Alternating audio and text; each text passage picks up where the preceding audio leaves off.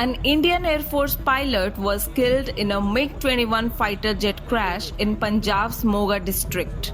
The pilot has been identified as IAF MCC Squadron leader Abhinav Chaudhary, and he was on night training when the accident happened.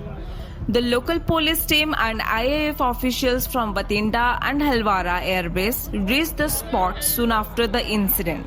After an intense 4-hour search, the body of the pilot was recovered nearly 2 kilometers away from the crash site.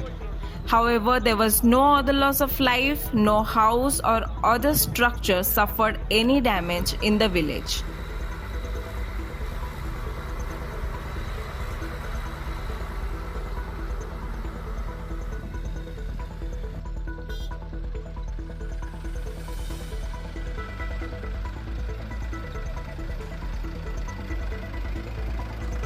Bureau Report, N9 Times.